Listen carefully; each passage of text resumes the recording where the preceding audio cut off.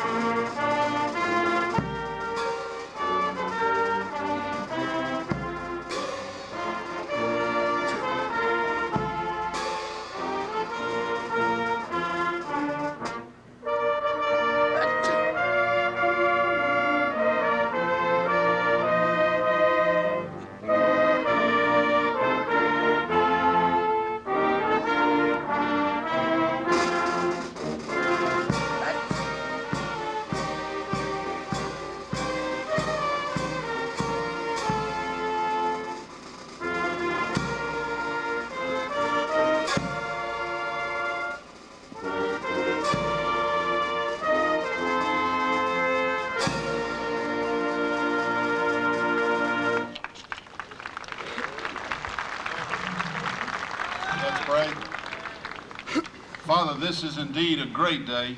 We've looked forward to it and we're excited. And the first thing we want to do is to give you thanks for bringing us to this place. Because you are sovereign, we dedicate these proceedings to you. As we reflect on the experiences of the past year, may any sense of gratitude we find there find its source in you. May any sense of pride find you as its object. May any sense of achievement recognize you as its dynamic. In our experience today, help us to find and express a sense of gratitude toward you first, and then to all those who have assisted us along the way. Keep alive in us the sense of well-being associated with a job well done, so that we may continue to bring you glory in body, mind, and spirit.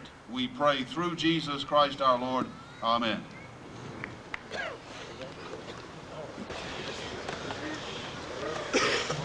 For mothers and dads and grandparents, graduates, postgraduates, members of the Cadet Corps, ladies and gentlemen, we welcome you to the graduation ceremonies of the 96th session of Fort Union Military Academy. We want you to know that we ordered this special weather just for this special occasion. I'd like you to know that we have some of our trustees with us today. I'd like to recognize them, men who work behind the scenes but whose efforts are vital to this institution. We have the chairman of our board, Mr. J. Wesley Hall, with us. Mr. Hall has been a member of our board since 1980. His son graduated in 1984. A few people in the history of this school have given more of their time and their effort and their love and their resources than Mr. Hall. A gift from Mr. Hall of $1 million helped us to renovate one of our barracks, and we hope another gift promised is going to help us get started on the first phase of our long-range plan. I'd like to introduce Mr. Sammy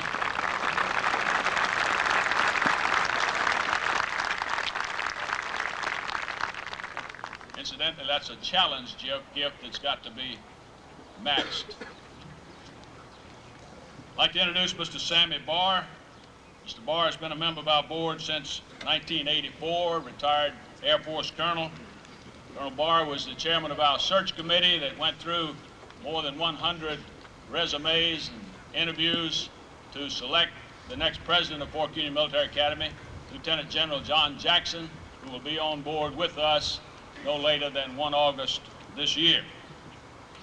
We also have in the audience a gentleman who's a great friend of Fort Union, Dr. Ken Glass, former president of Virginia Intermont College, member of the staff of the Baptist General Board of Virginia. We're glad to have him. I know we have some other trustees scattered out there, and we appreciate your presence with us. At this time, I'm going to call on our academic dean, Ronnie Clark, to introduce our cadet speakers.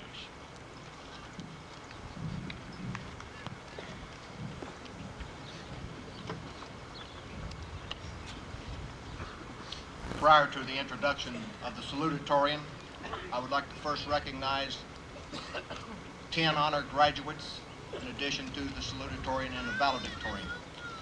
As I call those gentlemen's names, I would like them to stand. They were recognized last night at the awards ceremony.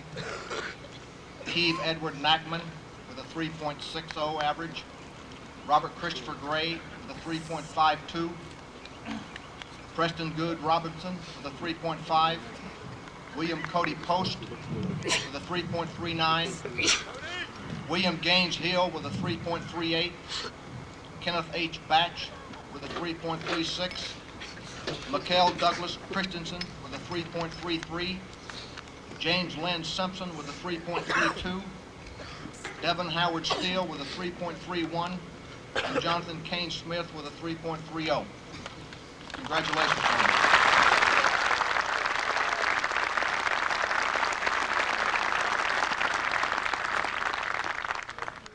You may sit.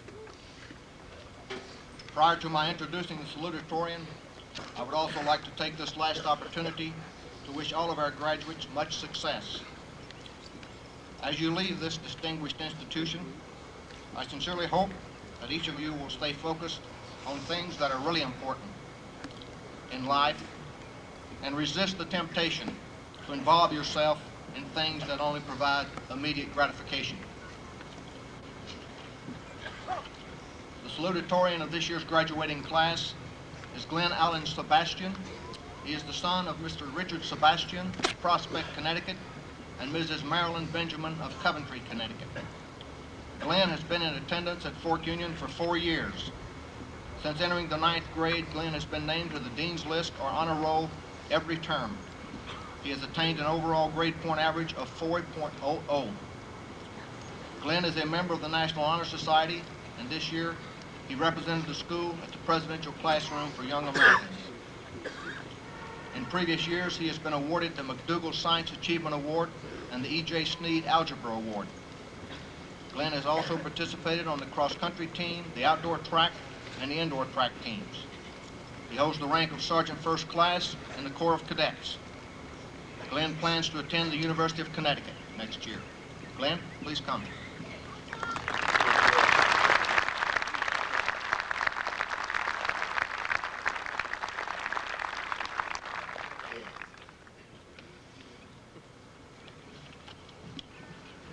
Dr. Fuller, members of the Board of Trustees, Colonel Pulliam, Colonel Clark, members of the faculty and administrative staff, parents, friends, and fellow cadets. As salutatorian of the graduating class of 1994, I am proud and honored to welcome each one of you to this morning's commencement ceremony. Now that this year has come to an end, I must recognize this year's senior class and postgraduate class for persevering throughout the hard times to be here on this glorious day. I must also thank my family and all the families here today for not only making it possible through their personal sacrifices for us to be here, but also giving us the moral support we needed throughout the years. While attending Fuma, cadets experience both good and bad times. I have observed this personally, that trouble comes in waves. One day everything will be going perfectly, the next day I find myself getting into a little trouble, perhaps even a few demerits. The suffering may even last longer than a week, but it eventually wanes and everything becomes fine again. Our experiences here at Fuma are similar to the experiences awaiting us after we graduate. Problems will occur naturally, but only few of them will last. Most will clear themselves up soon enough. Fellow cadets, many of you set the goal to graduate from Fuma. That is a respectable goal. But don't think once you've accomplished this that the struggle is over. Life is about goals. The key to success is to set goals, achieve those goals, then set new ones. Don't allow yourselves to be satisfied with only achieving your immediate goals. Sometimes laziness or weaknesses of the flesh can hinder your progress. Don't let them slow you down too much. The only way to get to the top of the staircase is to climb one step at a time. Some goals are made to be long-term. You must understand this and use patience. By following this simple cycle, anyone is able to become a successful person. Just remember, set goals, achieve them, then set new ones. I only hope what I've said today will stick in your minds and make each one of you a successful person. Believe me, as I look out into these rows of faces, I am able to see the leaders of tomorrow.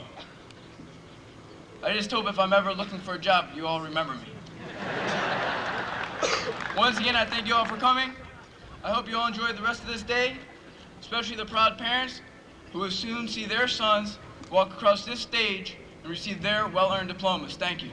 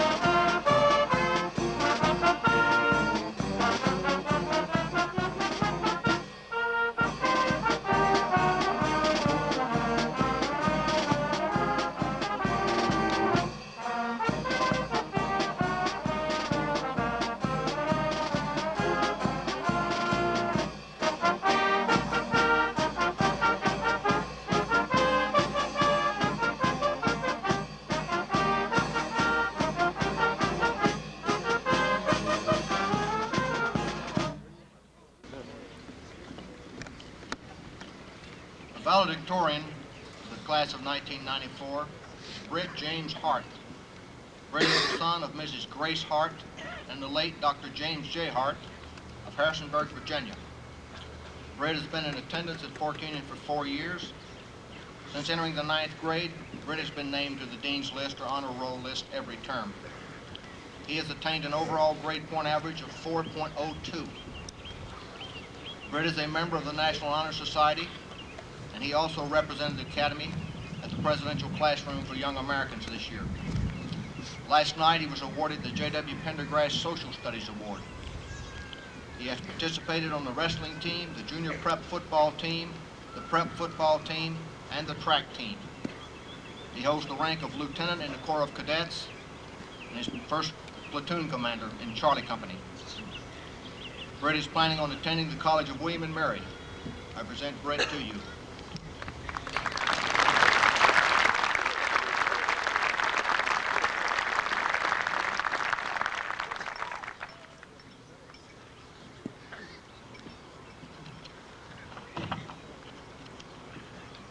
Dr. Fuller, members of the Board of Trustees, Colonel Pulliam, Colonel Clark, members of the faculty and administrative staff, parents, and fellow cadets. I'm honored and privileged to be standing before you today representing the graduating class of 1994. Like many of you seniors sitting before me, I too have recently reflected on the days when I first started my long journey to this very day.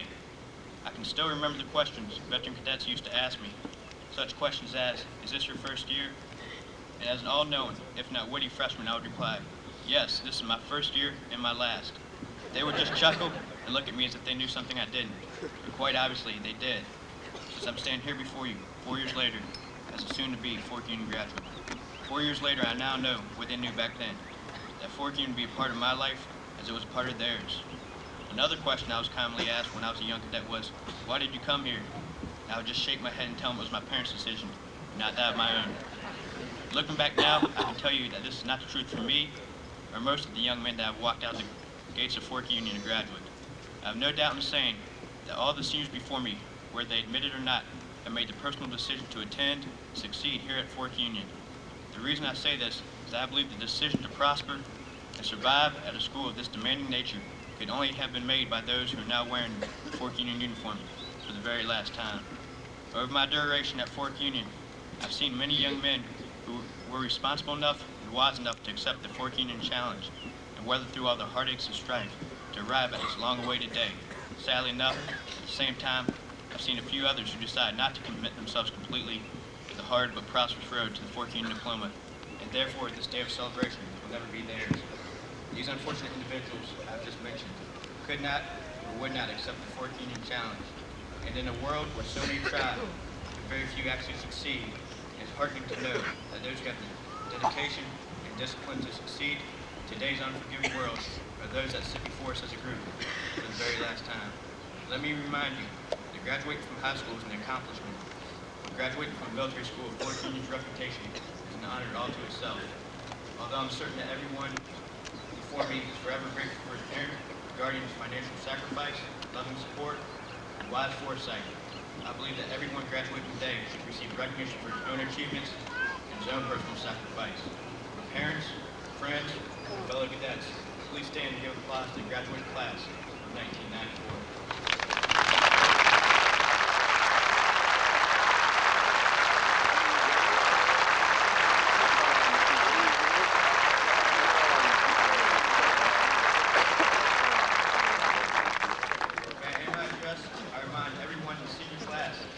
Success is a journey and not a destination. Although today it feels as if the game is finally over, one should not rest on his laurels. In reality, the game has just begun. May everyone graduating today go forward ready to play life's game, and may you all be champions at whatever you may do. Good luck. God bless. Thank you.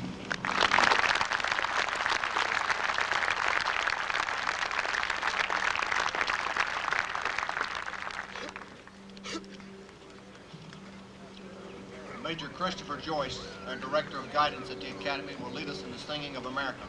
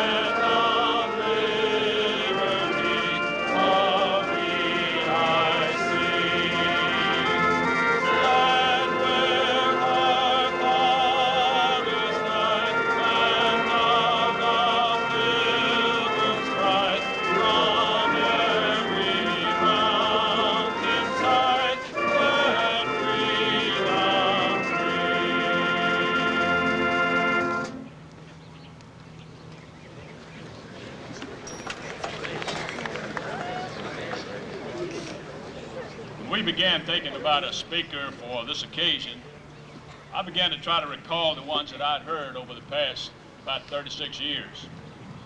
I can remember governors and congressmen and legislators, generals and athletes, educators, war heroes, correspondents.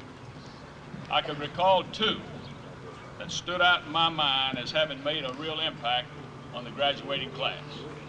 One was Dr. H. Roe Bartle, former mayor of Kansas City, Missouri, the guy that the Kansas City Chiefs are named for.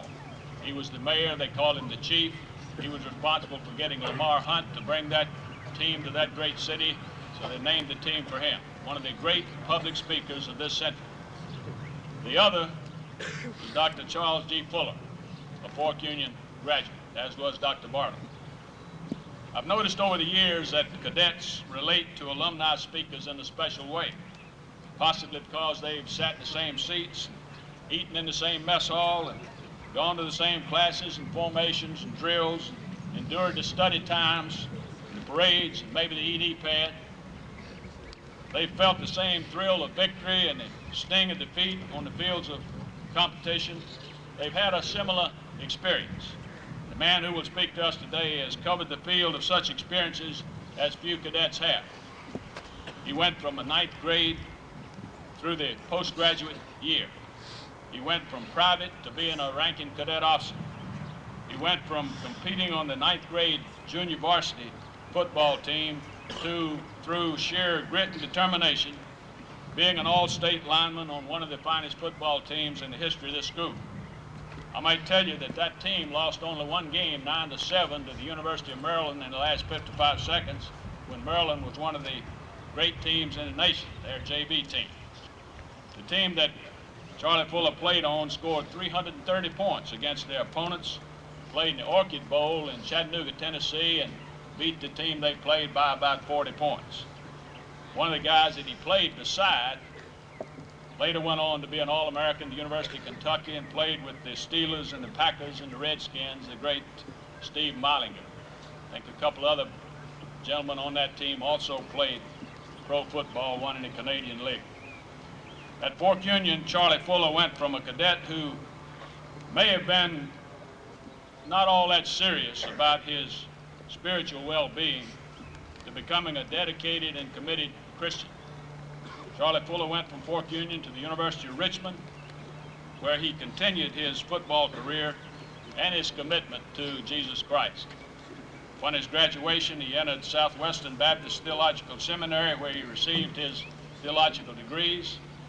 Since then, both the University of Richmond and Campbell University have conferred upon him their Doctor of Divinity degrees.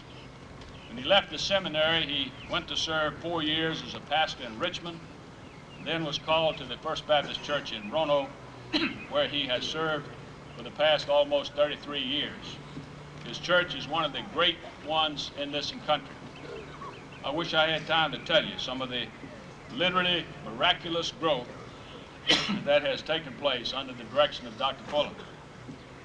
His list of civic interests, his committees and boards and publications and lectures are far too extensive to mention here, except to say that he's been a member of the Fork Union Board since 1974.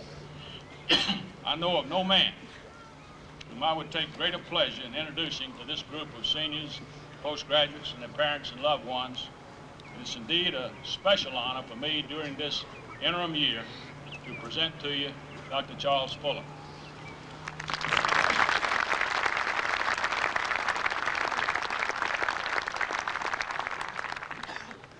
Colonel Pulliam, those of you who share the platform with me, those of you who are the graduates of 1994, and all of you who make up the Fork Union family, I count it indeed a privilege to be here once again on an occasion so significant as this.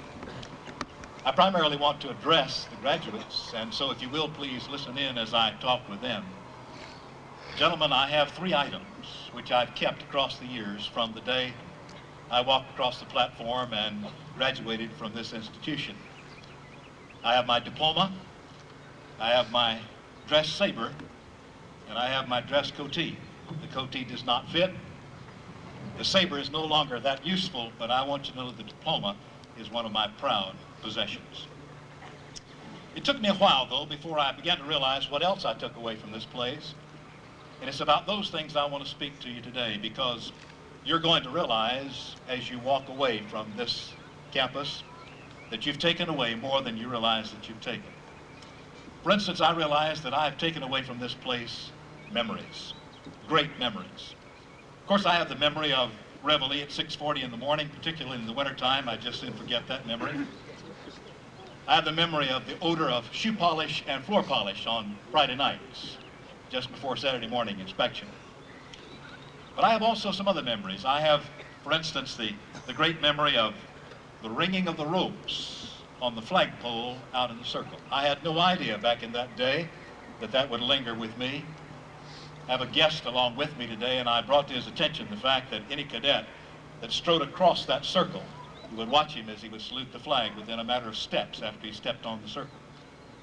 I remember the sound of those ropes as they rang in the wind, and that reminds me of the respect and admiration that was cultivated in me for the flag of the United States of America and for this country, which I love.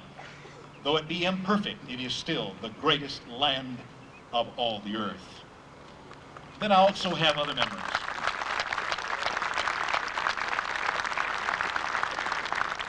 I have the memory of this field here. And you know, those who are running backs have moments of glory galore. quarterbacks, receivers, but down linemen have to find those moments of glory, and they're so private sometimes. But I remember one day, not too terribly many feet from here, there was a running back from the opposing team who was running down the field, and somehow the ball slipped out of his hand, and one of our defensive backs got the ball midair, and he started down this sideline here. Well, I was flanking him, and there was a back from the other team who was pursuing him, and he thought sure enough he would catch him and tackle him. But you know what? He didn't see me coming. The dream of a lifetime, to cut a pursuing back from the blind side. I watched him go over me in a complete somersault and land on his back, wondering where on earth I'd come from. That's a moment of glory which I remember. Never made the paper, never made any publication here, but it's lodged in my head and heart. Not only memories, but milestones I took from here. I lived in Memorial Hall. Cadet Captain, Company B was my company at that time. I was a senior. The girl who is now my wife had had a tremendous impact upon me spiritually. I'd seen in her something that I wanted. I dared not acknowledge it for fear that I would forfeit my manhood. But I recognized that as a Christian, she had the peace and the qualities and the strength that I wanted. One night there came a knock at my door, a buck private in my company from North Carolina. He asked if he could talk to me about a personal matter, and I said, of course. He simply asked me the question, may I call you by your first name? And I said, of course. Hesitatingly, he said, Charlie, are you a Christian? And I said, Al, I guess I'm not. He said, do you know how to become one? I said, yes, sir, I do. And he breathed a sigh of relief. I thought the young man was about to tell me the whole thing. He snapped to attention, saluted in an about face, and walked out and left me with it. I tried to sleep that night, couldn't, rolled out of my bunk. And in room 102 of Memorial Hall, I invited Jesus Christ into my life. That was the crossroads moment of my life and my being. And it took place on this campus. It was a milestone. Another milestone I remember was at breakfast one morning. We all knew that the likes of Eric Christensen would make the all-state football team. We knew that Steve Meilinger would. We knew that Corky Johns would. But someone walked up to me with a Richmond newspaper and said, have you seen this? And I said, seen what? And he pointed out to me that of all things I'd made the all-state football team. In fact, out of that football team, that year, 8 of us made the all-state football team, either offense or defense. What I realize now is that was a crossroads moment in my life because it meant for me a college education.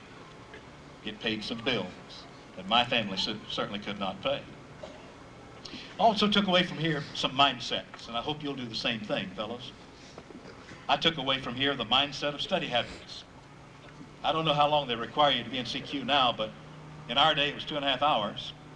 That's a long time to sit and study and occasionally ask permission to do something from a hall proctor.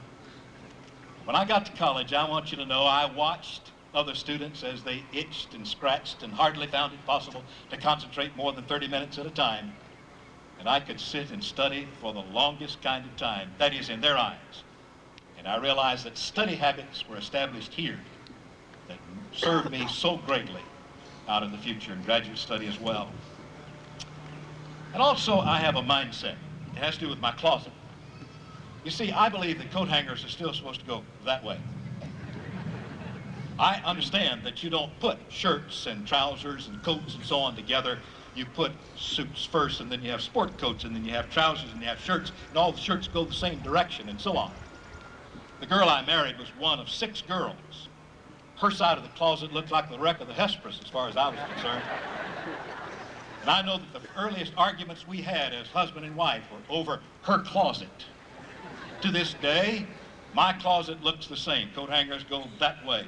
Shoes go toes out. To show you how much influence I've had on her life, her closet still looks like the Hesperus. I took away from here a mystique. Gentlemen, I want you to know that you will not understand what I'm talking about now. Oh, you know about esprit de corps. But mystique is that certain something you cannot put your hand on. But about 10 years from now, maybe a little later, hopefully earlier, you'll begin to capture the mystique of this place. There's something about it that never leaves you if you allow it. There's something about the atmosphere, there's something about the memories, there's certainly something about the personalities, things that happen to you here that you don't erase. I hope that you'll come back here. I hope you'll allow yourself to come back and to feel the mystique. I hope you'll allow yourself to become part of the support of this great institution and become one who makes that mystique continue for people to come.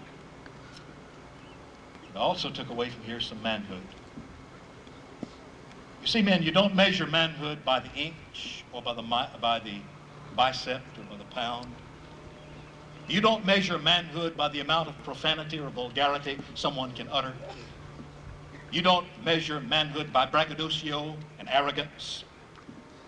You measure manhood by integrity, truth, reliability, conscience. That's why there's an honor system here. It has to do with accountability and conscience. That's why there's a demerit system here. It has to do with accountability and discipline. Those are the things that make for manhood. And they make for the measurements that right now are not nearly as important, but they become so consequential. My wife and I have 3 sons. They're all grown and married. 2 of them have children. The 3rd is about to have 1. We have 5 grandchildren, expecting the 6th. The youngest of our children is a medical doctor. But when he was 7 years old, he wanted to play football. He wanted to play football like his older brothers. It seemed like he was awfully young to be playing football. But he continued to play, and so we acquiesced, and he went out for football at the age of 7 to play on a Pee-wee Sandlot team. Well, I want you to know he didn't know much about football. In fact, his team didn't know much about it either. They won 2 and lost all the rest of them. But on the first game, the occasional first game, which they lost, he didn't play a bit. Sat on the bench, wearing the uniform. Fully dressed for gridiron warfare. Didn't play a bit. As I said, they lost. After the game was over, we were walking across the field with him. He didn't know enough about football to be dejected that they had lost. Coming across the field was a woman with her son who had played on the winning team. She stopped midfield, looked down at our boy, and she said something, I guess, conciliatory. She said, "Son, I'm sorry you lost today. Maybe you'll win next time." He had his mouthpiece in his mouth. He spit it out. Had his helmet in place. He looked at her through that face guard. There he was, fully dressed. Shoulder pads, hip pads, thigh pads, knee pads, stirrups, socks, soccer shoes, the whole 9 yards. And he said, "I don't care if we lose all our games, so long as we win the championship."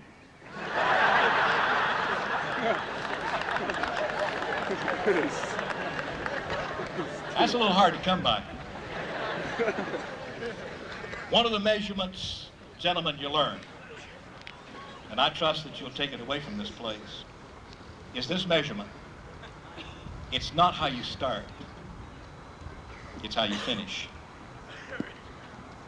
May God bless you. You've had a great start. Now it's up to you to have a great finish. I salute you. I congratulate you.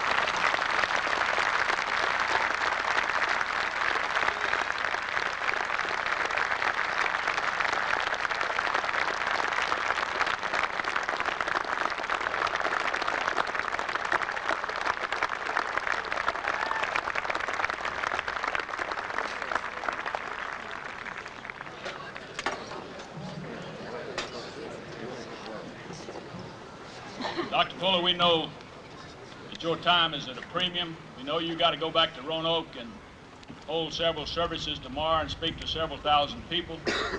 We're grateful for the time that you've given us this afternoon. And although you have a saber to remind you of your cadet days, these young men would like you to have this engraved sword as a memento of this occasion and as an expression of our deep gratitude for what you mean to Fork Union Military Academy.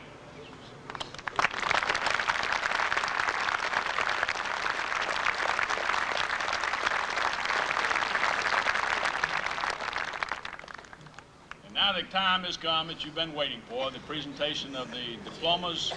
I would like to ask that you hold your applause until all of the postgraduates have gone, and then the seniors.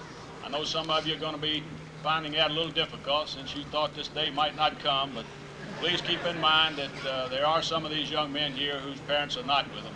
We'd appreciate you holding it until all the diplomas are given out.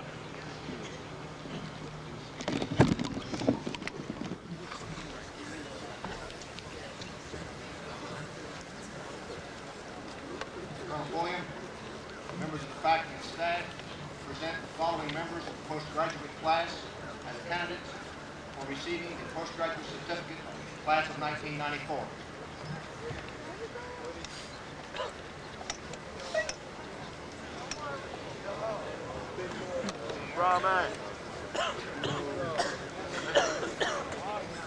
From Blackstone, Virginia, Maurice Andrew Anderson. From Madison, Virginia, Anthony Davis Arrington. From Washington, D.C., Kendrick Foster Ashton, Jr. From Zebulon, North Carolina, Josh Henley Beck. From Thornwood, New York, Ronald Vincent Berlingo. From Wildwood Crest, New Jersey, Edward G. Borneman. From Coyoacán, Mexico, Javier Buyosa. From Richmond, Virginia, David Moore Bradshaw. From Washington, D.C., Albert Francis Clark. From Charleston, West Virginia, Sean Curtis Clark. From Richmond, Virginia, Kenneth Todd Cook. From Elkins, West Virginia, Clinton Burdett Croston. From Richmond, Virginia, Christopher Robert Cumber. From Herndon, Virginia, Mark Anthony Daniels. From State College, Pennsylvania, Christopher William Davis. From Charlottesville, Virginia, Marcellus Dent. From Greensboro, North Carolina, Kenneth Jerome Douglas. From Newport News, Virginia, Conway Augustus Cad Downing III. From Hampton, Virginia, Shelley DeMond Ellison. From Hillsdale, New Jersey, John Philip Fisher. From Johnstown, Pennsylvania, Kelly Lamont Gundy. From Hepzibah, Georgia, Mercedes Marquette Hamilton. From Richmond, Virginia, Edward L. Hanson, Jr. From Barbersville, Virginia, Kenneth Aaron Haney.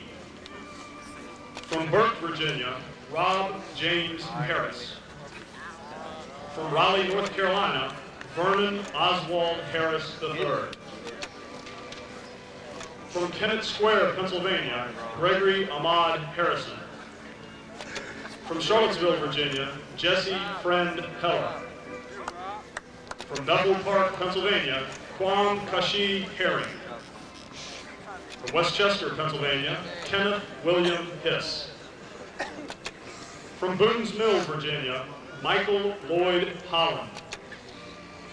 From Brownstown, Indiana, Mark David Hutchison. From Natalie, Virginia, Terrence Jerome Jennings. From Charlotte, North Carolina, DeMarco Antonio Johnson. From Chapel Hill, North Carolina, Elando Mitchell Johnson. From Bremo Bluff, Virginia, Andre O'Brien Key.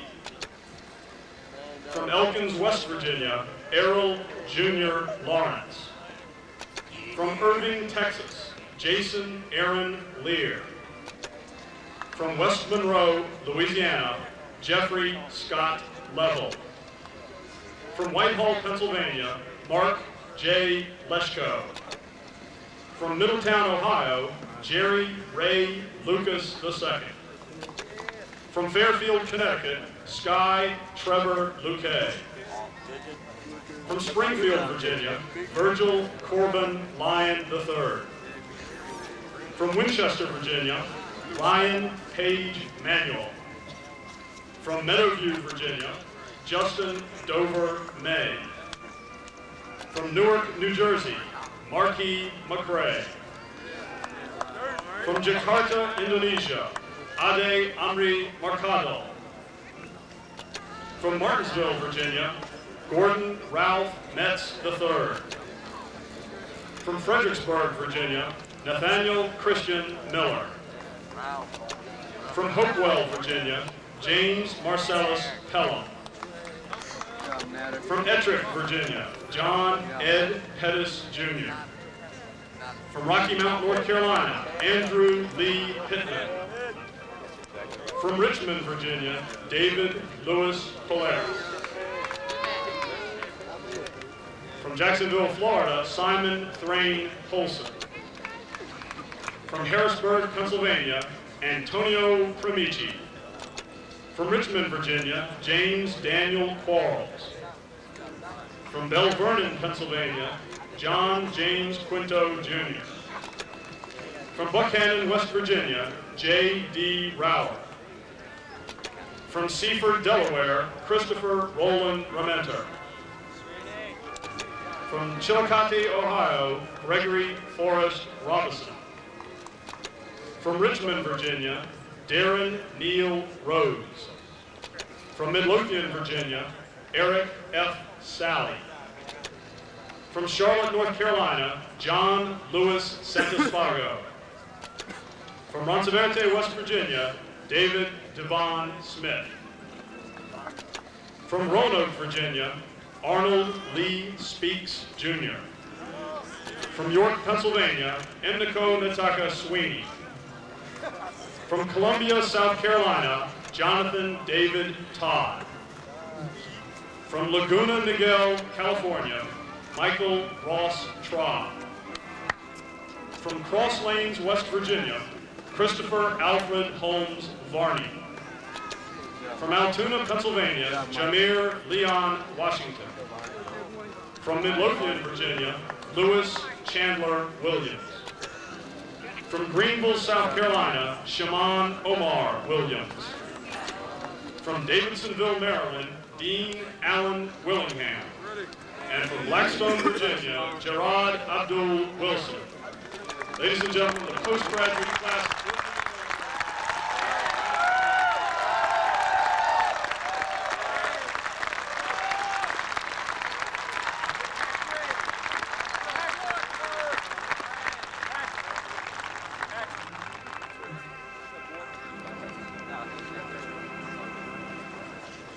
Congratulations to ma'am for the class of 1894 postgraduate class. Colonel William, members of the faculty and staff, pleased to present to you the candidates for graduation from 14th Military Academy, class of 1994.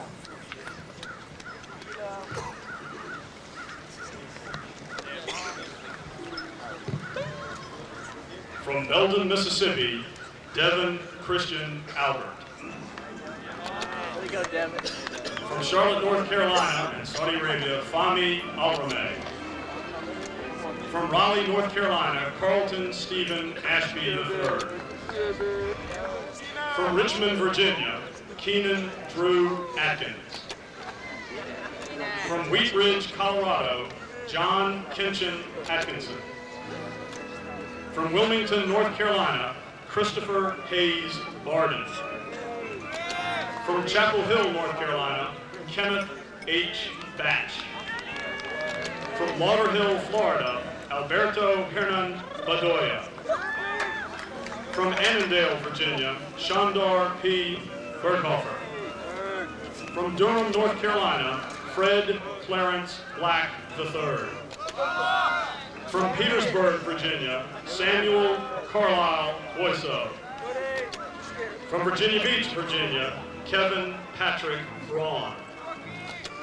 From Reston, Virginia, Gregory James Bussey. From Richmond, Virginia, Daniel Ross Butler.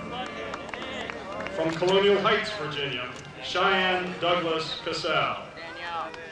From Mannequin Sabbath, Virginia, James Francis Surza III.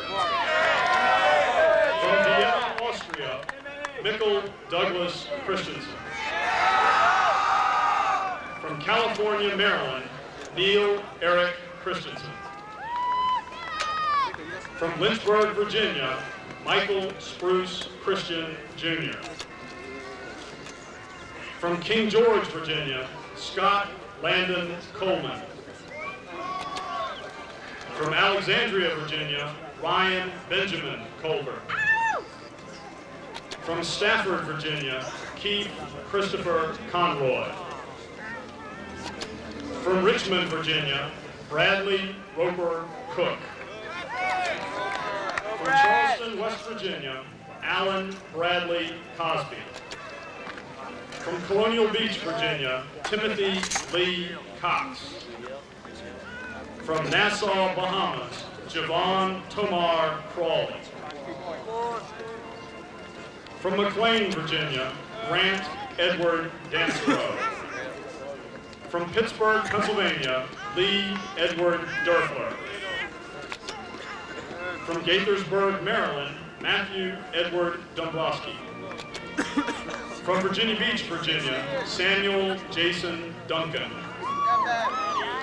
From Gaffney, South Carolina, John Angelo Earl. From Burke, Virginia, Robert Paul Eddy. From Henderson, North Carolina, John Paul Edge. From Richmond, Virginia, Heath Ryan Edmiston. From Raleigh, North Carolina, Charles Duncan Ewell. From Oakton, Virginia, John Swan Evans. From Reston, Virginia, Wessam Kasim Fawaz. From Richmond Hills, New York, Victor Manuel Fernandez. From Singapore, Christopher David Fertney. From Kitty Hawk, North Carolina, John Tobias Gonzalez. From Virginia Beach, Virginia, Johnny Franklin Gray, Jr. From Manassas, Virginia, Robert Christopher Gray. From Williamsburg, Virginia, Jonathan Mack Grundy. From Richmond, Virginia, Scott Jason Hall. From Richmond, Virginia, Robert Dion Harley. From Fayetteville, North Carolina, Corey James Harrison. From Harrisonburg, Virginia, Britt James Hart. From Troy, Virginia, Gareth Bradley Hartwell. From Bealton, Virginia, Paul Cameron Harvey. From Upper St. Clair, Pennsylvania, Theodore Matthew Headley.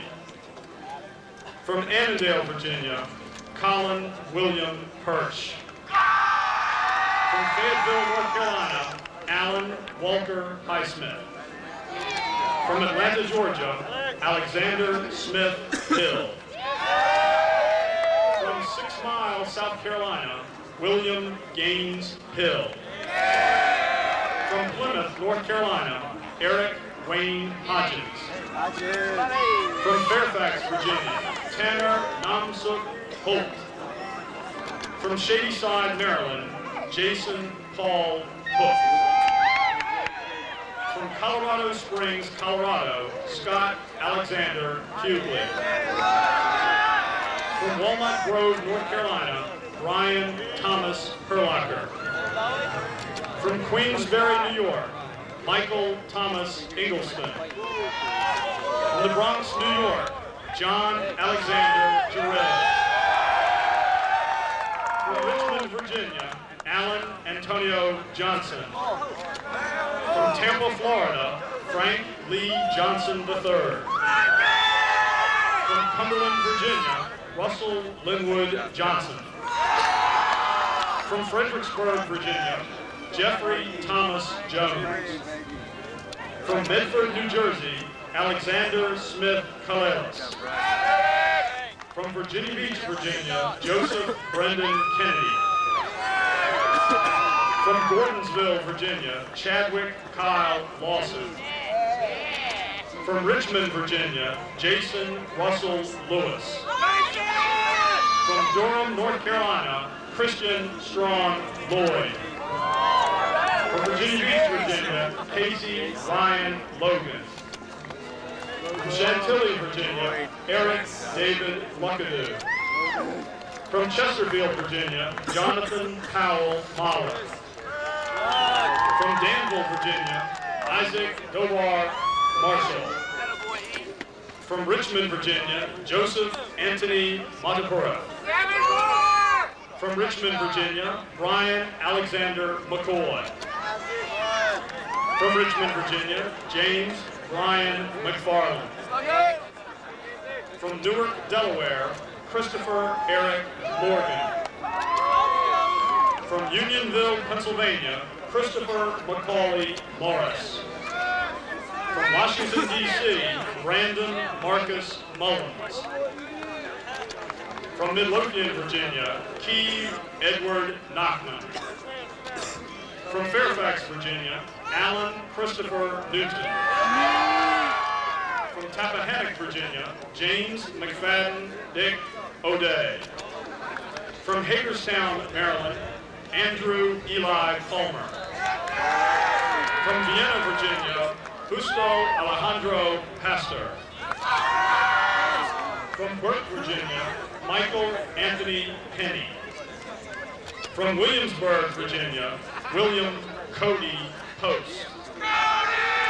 From Kingsport, Tennessee, John Jason Price. From Severna Park, Maryland, Jason Foster Rewald. From Poquoson, Virginia, Frederick Hunter Riggins. From Newcastle, Virginia, Preston Good Robinson. From Colonial Heights, Virginia, Nathan Duell Ronning.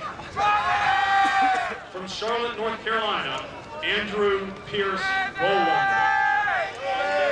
From Ridgefield Park, New Jersey, George Meade Sandberg.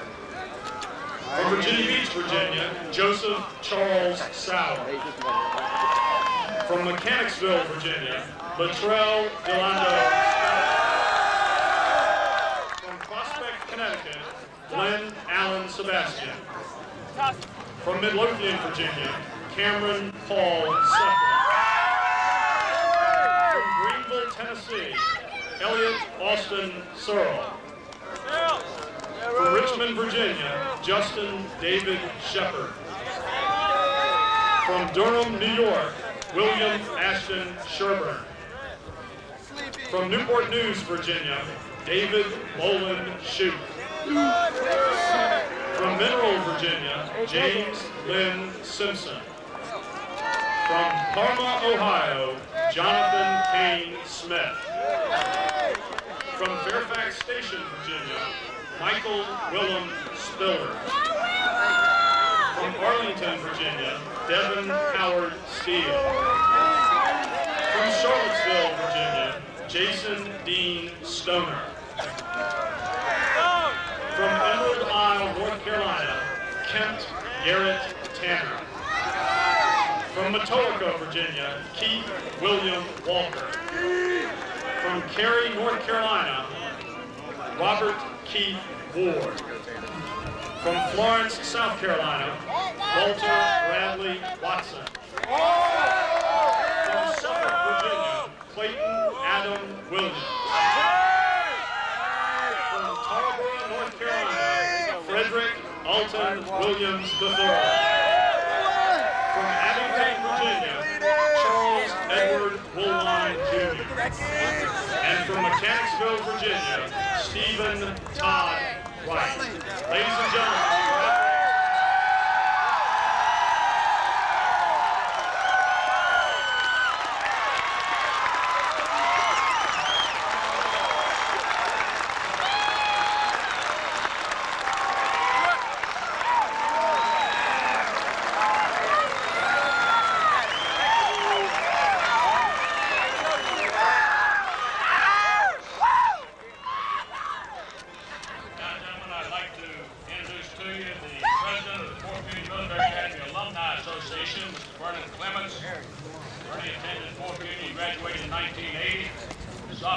he was the battalion provost sergeant, junior year company commander, and senior year he was a battalion state commander.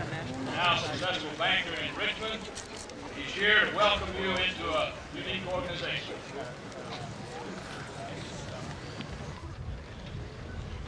Congratulations to each and every cadet who's graduated today. You've now become part of a distinguished group of men, alumni of Fort Union Military Academy, a proud tradition.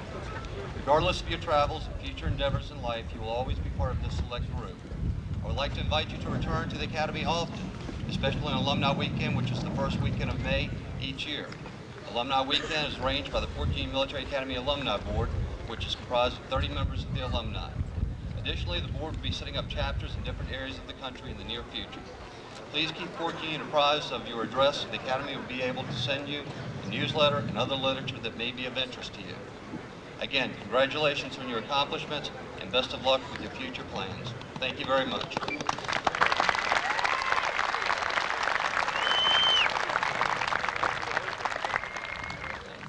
Now let me call on our chairman of the board, Mr. Wes Hall, for comment.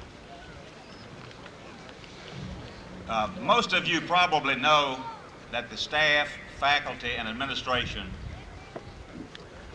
who labor here are the unsung heroes. You probably also know they are not here because of the money that they receive. They are here for the love of these young men and the love of the job they do. At this time, on behalf of the Board of Trustees, I would like for all of the staff, faculty, administration, retirees, including Gus Lacey, to all stand at this time and let all of us give them a warm appreciation for what they do.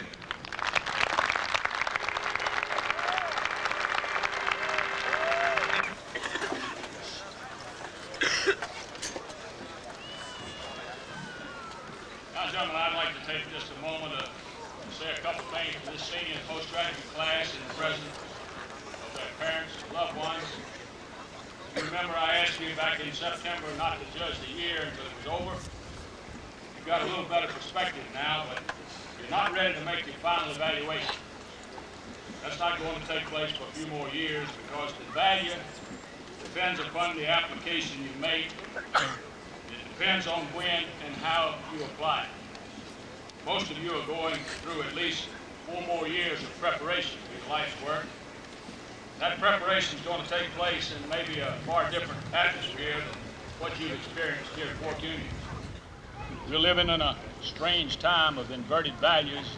That was brought to my attention forcefully 2 days ago when Colonel Akers told me about a phone call he got from an aunt of a young man in San Antonio, Texas, who had been in our junior school 2 years.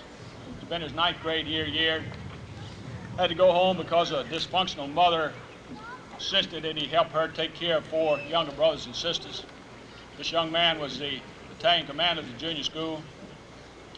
He received the highest academic honors, was a great athlete, good leader. His ambition was to go to the Air Force Academy. He was a fine Christian, good peer influence among his other students. The telephone call was to tell us that he had been shot to death in a drive-by shooting in San Antonio, Texas, as he got off a bus to go to his home. The kid who shot him was being initiated into a gang that called for him to shoot 2 people, and he went around the corner and shot another young fella to death. This young man would have been a member of this graduating class. So this point indeed is one that we are concerned about. Indeed, a strange time of inverted values. You know, the teaching of order and discipline and simple good manners is probably not going to be a part of the curriculum at many of the places you're going unless you schedule yourself. One of the dangers that you're going to face is that after the regimented and structured atmosphere you've been in here, where there's no such thing as cutting class, where everybody has to get up early and go to bed early, not much of a chance for your peers to be too much of a detrimental influence on you, where you have to study 2 hours every night in a quiet atmosphere, where a couple times a week you've got to go in a chapel and have somebody talk to you about your spiritual needs. The danger is that you might delay putting into practice what you've learned. That the "I'm free at last" attitude will take control, that you'll forget the paradox that you're not really free until you're under control, like the sailboat without a rudder that's at the mercy of the wind and the waves, the kite that has the controlling string that helps it to soar, and without it would crash and destroy itself on the ground. The structure and the disciplined environment that you've been in here has helped provide you with that rudder and that string, and if you'll let it, what you've learned will help keep reminding you of the hopes and the dreams and the prayers that your parents and your grandparents have for you. Because of the sacrifices you've made, you've got something that your peers back home might not have. You know something about leadership, about setting the proper example. You know the difference between being liked and being respected. This school's ultimate goal is to put some young men out in society who can make a difference, who will stand up and be counted on the side of what's honest and decent and, yes, even patriotic, who will say that I am personally responsible for not letting it slip any further in my little area of influence. You know, the average young person in this country is innately good. They'll usually rally around the banner of what's right if somebody will just hoist it up where they can see it. And I want to tell you that we expect you to hoist your banner, to have the intestinal fortitude to identify what you are. We expect you to make your parents and your grandparents and your loved ones proud of you. You are now part of an elite group called Fork Union Alumni, a special group of people spread over some 45 states, more than 30 foreign countries. That long gray line that is going before you, and those that will come after you, all expect you to make them proud of you. And I hope you'll remember something that Abraham Lincoln once said: a man should be proud of the place where he has lived, and he should so live that that place can be proud of him. You've given us reason to have great expectations for this group, and we love you for it. And our prayers and our hopes and our best wishes will always be with you. God bless you. And now,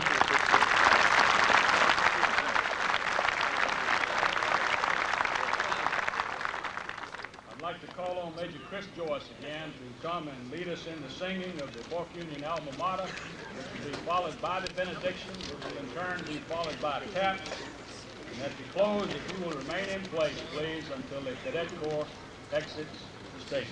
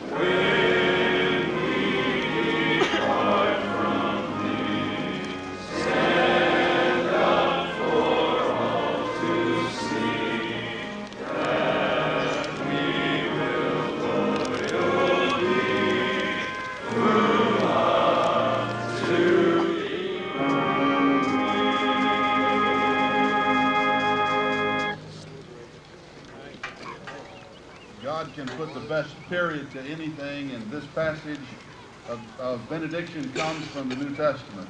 Let's pray together. And now I commend you to God and to the word of his grace, which is able to build you up and to give you the inheritance among all those who are sanctified. May God dismiss us in his care and keeping. Amen.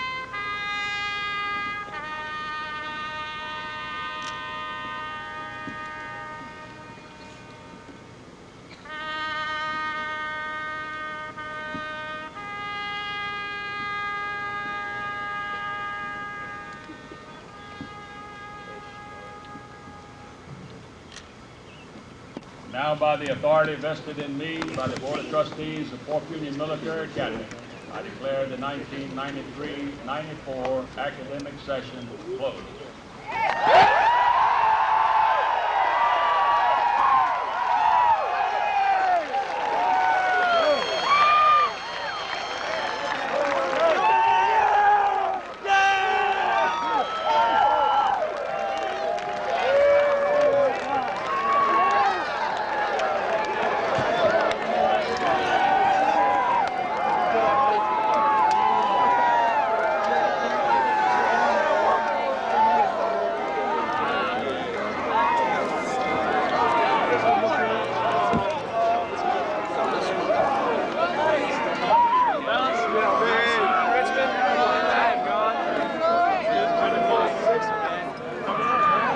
Bro, trying to get up out. It's ready.